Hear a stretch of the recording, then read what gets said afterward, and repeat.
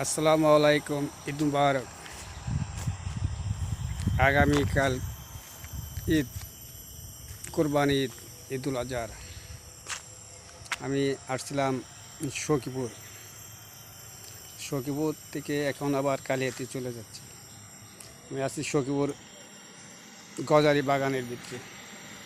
রাস্তা অনেক সুন্দর, আপনারা এসে দেখে যান। রাস্তাটা অনেক সুন্দর,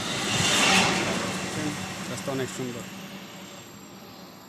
সখীপুর, পাহাড় সখীপুর, টাঙ্গাইল সখীপুর। ঈদ মুবারক, ঈদ মুবারক।